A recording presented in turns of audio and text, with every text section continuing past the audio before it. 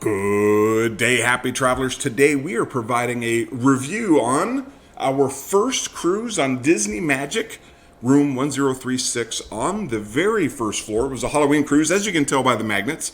So let's go ahead and hop into the room here and give you the tour. First impression when we walked in was a little small compared to some of the other ships we've been on. The first door on your left is the bathroom. Disney Magic has, at least in this room, they have two bathrooms, one for the toilet, one for the shower that you'll see in a second.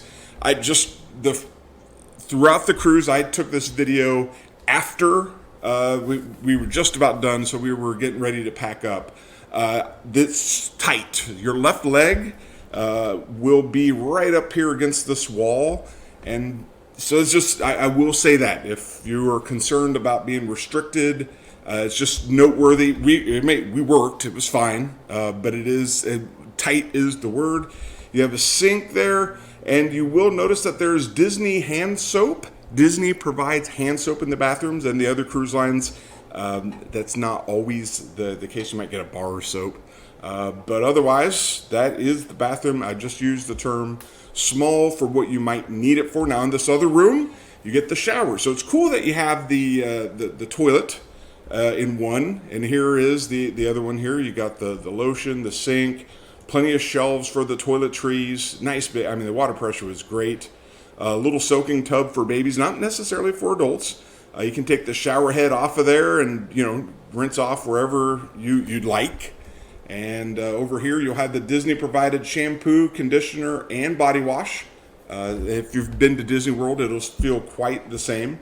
Plenty of space in the closets for our 4-day cruise. Plenty of space for the luggage and clothes for 3 people. 3 people did stay here, 2 adults, 1 teenager.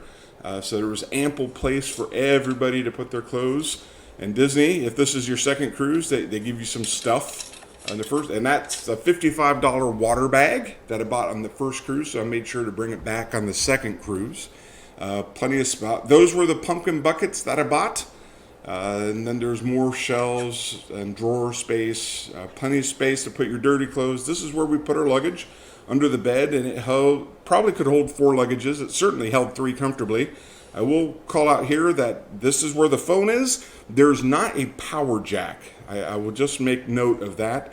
There's no power for us there, but that's fine. The bed was very comfortable. Certainly coming off of the Carnival Panorama is a very comfortable bed. There's also no power jack on this side. Certainly not for us. Maybe if whatever goes into there, that might work, but not for us. This is the couch bed. My son enjoyed that. This room had this room had a portal. 2 portals. There we are. Yep. 2 portal windows. We didn't really look out of them. You know what? I will pause. If you have those windows open, like when you pull into port, people are like right outside there. So keep it closed if this is your room. People can see in, and you're right at the floor level when you're in port. This was a Halloween cruise, so we had some trick-or-treating that was done on day 2 of the cruise. Again, more drawers here. I'm going to pause right here. Here's the power for the room. And if you go on a cruise and you're like, hey, listen, we don't need chargers. We're not going to charge things. This next part might not be super important to you. We use our phones quite a bit. There was 3 of us. So there's 4 phones and an iPad plus some earpods. So we had a couple of these USB extenders. You cannot bring power strips, surge protectors, obviously a no-no, but some cruise lines will let you bring power strips. Disney will confiscate them and return them back to you at the end of the cruise. Found that out in Disney Dreams, so we didn't even try it. But we did bring the USB extenders, and that was okay. But otherwise, you get 2 outlets. These are, 3 here. There's this one, but it didn't work super good, like it fell out. But otherwise, you get these. This is what you get for power. So we just, as you can tell by the cords, we did what we needed to do to make that work. That thing right there could charge another 8 or so things there. But and there's also 2 USB cords there. So, we made that work. We definitely made that work. And I will note on the TV, that if you've only ever done Carnival, you know that you get like Turner Classic Movies and CBS News. Nope, this thing has the gamut. ESPN, ESPN2. It showed Amazon Prime football games in the room. We had Fox college football. So if you're looking for sports, you're going to be compensated really well for that. If you're looking for CBS and NBC games, those were not aired. I could not find them. And then I thought maybe they might be in the sports bar. No, they were doing Disney trivia in the sports bar. So great, way more than Carnival, but not necessarily everything. So if you're going during college football season, maybe even college basketball season, you're going to get most, but you're not going to get all. But otherwise, that is the room as a whole. I do want to show you a couple other things in the room. So here's the floor plan. And the room 1036 is here. So you have easy elevator access, and that'll put you up in the back of the ship closest to the spa. And then you just walk to cabanas. And then if you go down here, you'll have another elevator. So here's the medical bay. We never had to use the health center, thank goodness.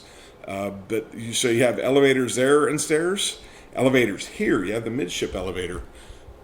Other thing of note is when we were, getting off in Nassau and Castaway Cay. Lookout Cay. Still never been to Castaway Cay. The tender lobby's right here. So you walk on the ship, and ta-da, you're in the room. You don't have to wait for the elevator. So that was kind of nice. And heck, it's a smaller ship anyway, so it wasn't necessarily a lot of waiting. The only other time that might not have been super ideal was when we were getting back from Nassau, is they were only letting people on at the back of the ship, and that was back here. There was no way to get up to a room. No way on the same floor. You just walk upstairs to deck 2, you go to deck 2, and then on deck 2, you're at these stairs here. You can walk to the midship stairs, go down, and then you are right where you need to be. My only other thought was maybe being on deck 1, there's sub-levels. Normally there's a level 2 or 3 below that might hear some machinery.